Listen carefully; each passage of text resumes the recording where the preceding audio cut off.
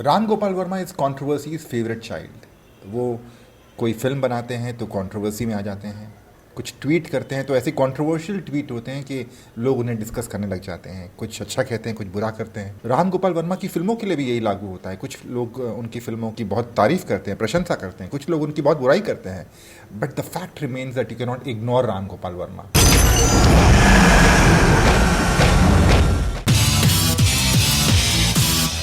वो लीग से हट के फिल्में बनाते हैं, वो अपनी ही उनकी एक सोच है, अपनी एक समझ है, और उस समझ को, उस सोच को ध्यान में रखकर वो एक सब्जेक्ट उठाते हैं और उसे अपना रूप देते हैं। उनकी जो नई फिल्म है नॉट अ लव स्टोरी भी एक सत्य घटना पे को दर्शाने का प्रयास करती है। ये सत्य घटना 2008 में घटी थी, जब एक आदमी के, एक टेलीविजन प्रोफेशनल के बॉडी के टुकड़े कर दिए गए थे और उसे प्लास्टिक की बैग्स में बांधकर मुंबई से बाहर जला दिया गया था। दो राम गोपाल वर्मा ने ये रियल लाइफ इंसिडेंट बोरो किया है और उसे पर्दे पे दर्शाने की कोशिश की है, पर मैं यहाँ कहना चाहूँगा कि उन्होंने इस फिल्म में किसी का साइड नहीं लिया, किसी का पक्ष नहीं लिया है।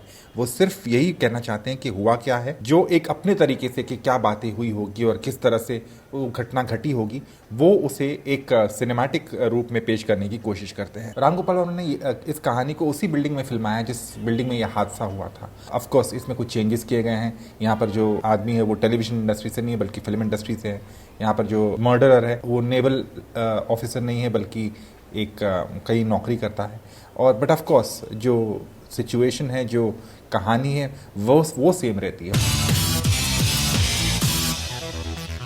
फिल्म में ऐसे कई सीक्वेंसेस हैं जो शॉकिंग है। इसका जो रन टाइम है 1.5 घंटे का है। जैसा कि मैंने कहा 1.5 घंटे तक आपको सोचने का मौका नहीं मिलता, और जिस एक क्राइम थ्रिलर का मकसद वही होता है, इट अपील्स ओनली व्हेन उस क्राइम के साथ, क्राइम को देखते हुए आपके रोंगटे खड़े हो जाए। और इस फिल्म को देखते वक्त ऐसे कई मोमेंट्स हैं जहाँ पर आपके रोंगटे खड़े हो जाते हैं, चाहे वो टॉर्चर सीक्वेंस है जब इस लड़की से उसका बयान लिया जाता है पुलिस का, माही गिल का, तो that is also brilliant. Court room sequences again very well shot.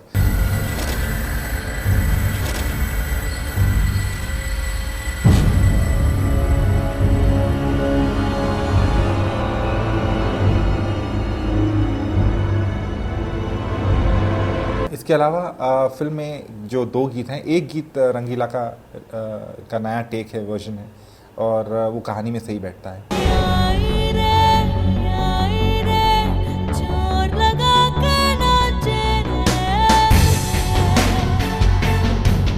Sound film का बहुत ही उच्च दर्जे का है, but at the same time मैं कहूँगा अगर ज़्यादा प्रेज जिसको जाता है वो है आफ्टर राम गोपाल वर्मा टू संदीप चौटा। उनका बैकग्राउंड म्यूजिक इज सुपर्ब। जिस तरह से वो इम्पैक्ट लाता है हर सीन में, वो कमाल का है।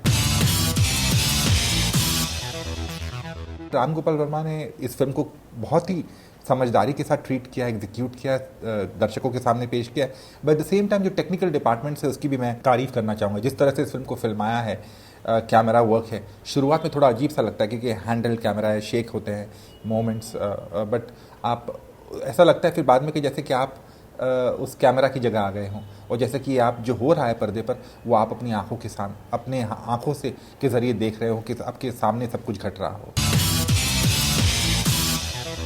दीपक डोबरियाल और माही गिल, इन दोनों की अदाकारी कमाल की है। Mahi Gill is a fine actress, but जिस तरह से इन्होंने इस पात्र को निभाया है कमाल है। और दीपक डोबरियाल की आंखों में एक पागलपन, एक जुनून नजर आता है जो इस पात्र की ज़रूरत थी, and the way he is done it is fantastic. There is Ajay Gehi जिसका कत्ल होता है, there is Darshan Jariwala, there is Neel Bhopalam, there is Ganesh Yadav जो वकील बने हैं।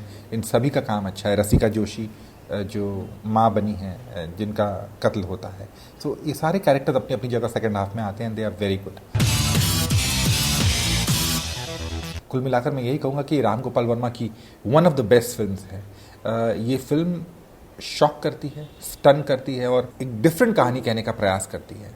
हाँ, हमने इसके बारे में पढ़ा है, हमने इसके बारे में न्यूज़ चैनल्स में देखा है, एंड आई थिंक उसके बावजूद भी ये आपको 1.5 घंटे तक अपनी सीट से उठने का मौका नहीं देती, आपको पलक झपकाने का मौका नहीं देती।